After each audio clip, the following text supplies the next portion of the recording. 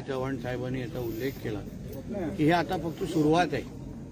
भारतीय जनता पक्षाच्या परिवारामध्ये मोठ्या प्रमाणामध्ये ताकदीचे लोक प्रवेश करतायत आणि येणाऱ्या कालावधीमध्ये भारतीय जनता पक्ष हा कोकणातच नाही पण महाराष्ट्राचा एक नंबरचा पक्ष आजही आहे, उद्याही राहील आणि ती जागा भक्कम करण्याचं काम आमच्यासारख्या भारतीय जनता पक्षाचे कार्यकर्ते ह्याच माध्यमातून पुढे घेऊन जातील। आमच्या कोकणामध्ये पण रत्नागिरी असो, सिंधुदुर्ग असो, 100% भाजपच्या दिशेने आम्ही सगळेजण चाललेलो आहे। शेवटी लोकांना विश्वास आहे की आज महाराष्ट्राचे मुख्यमंत्री आदरणीय देवेंद्र फडणवीस साहेब हे भारतीय जनता पक्षाचे नेते आहेत। देशाचे पंतप्रधान आदरणीय नरेंद्र मोदी साहेब हे भारतीय जनता पक्षाचे नेते आहेत।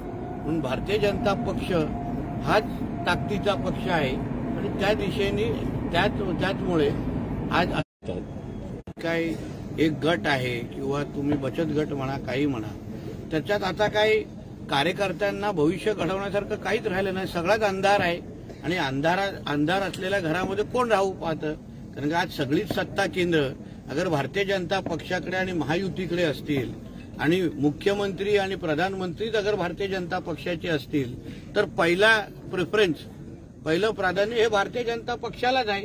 आणि नुसतं सिंधुदुर्ग नाही, आता सावंतवाडी मतदारसंघातले मोठ्या प्रमाणामध्ये लोक वेटिंगमध्ये आहेत, राजापूरचे आहेत, रत्नागिरीचे आहेत, थेट चिपळूणपर्यंत असंख्य लोकांचे फोन येत आहेत। आता टप्प्याटप्प्याने हे सगळेच प्रवेश तुम्हाला होत असताना दिसतील।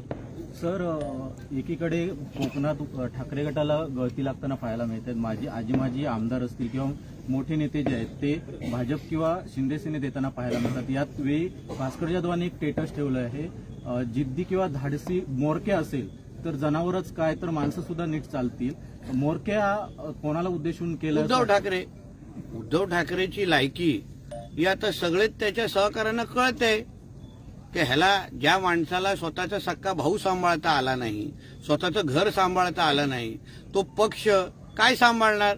2.5 वर्षाच्या महाराष्ट्राच्या त्यांच्या मुख्यमंत्रीच्या कालावधीमध्ये महाराष्ट्राची जेवढी अधोगती झाली ते कधीच झालेली नव्हती।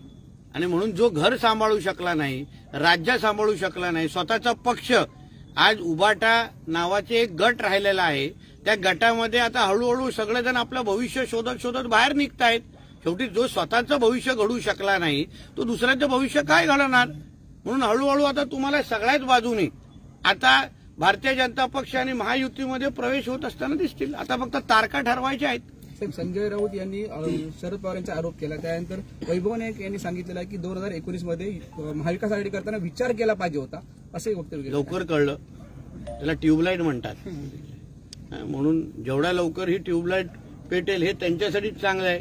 आता तसे पण घरीच बसलेले आहेत म्हणून असे फुकटचे सल्ले देऊ शकतात।